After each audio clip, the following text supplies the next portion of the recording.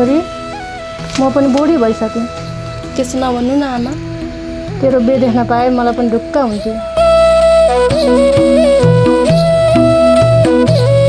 आमा अनि म बिहे गरेर गएपछि घरको काम चाहिँ कसले गरिदिन्छ? घरको काम म गरिहाल्छु नि।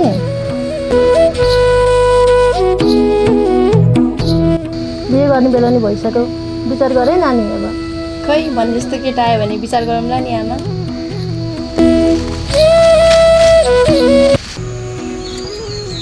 काकी घाँस काट्नु हुँदैछ?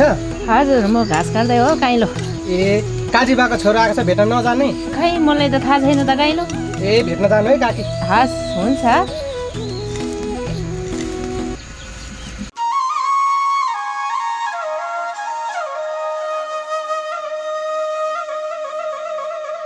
ओहो दाजै कहिले आउनुभयो विदेशबाट? म हिजो आएको भाइ। ए अनि भाइ त्यो मायाको घर चाहिँ कता हो नि? मायाको घर त्यही तल दिलदेखि मुनि। ए बरु भन्नुहुन्छ नि माया राम्री छे, केटी सोझी राम्री इमान्दारी छे कि मिलाइदिउँ त कुरो भन्नुहोस् है। हेलो भाइ, भोलि मेरो घरमा आउनु अनि यसो दाजुभाइ बसेर छलफल गरौँला नि। ल भाइ अहिले म लागेँ। हुन्छ दाजै। दाजै यसपालि चाहिँ बिहे जसरी भयो नि खुवाउनै पर्छ है। जन्ती जाने हो, झ्याइ झ्याइ नाच्ने हो।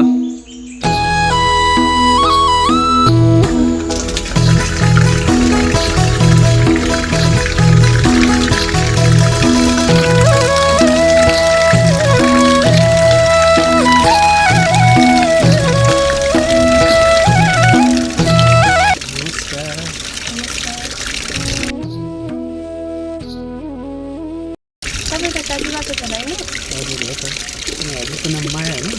हजुर। ए म पनि हजुरकै घरतिर हिँडेको थिएँ, हजुरलाई पनि भेटेँ। अनि आमा सन्चै हुनुहुन्छ? सन्चै हुनुहुन्छ। हजुरको बाजी भइसक्यो। ल म पनि लाग्छु होइन। नभए घरतिर जानु, चिया खान जाने? होइन भोलि आउँछु। हुन्छ, भोलि चाहिँ नबिर्सिकन आउनु है। हस् हस् भोलि आउँछु।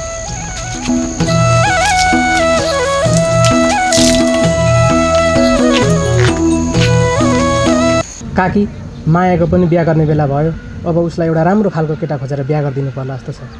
हो बाबु, मैले नि त्यही भनेको। राम्रो केटा माग्न आयो भने बिहे गरिदिनु। छोरी तान्ने राई? आएँ आमा। काइना दाइ, तपाईँ त कहिले पनि हाम्रो घर नआउने मान्छे आज कहाँबाट आउनुभयो? आज काम परेको छ त्यही भएर आएको। के काम दाइ? पछि भन्छु नि।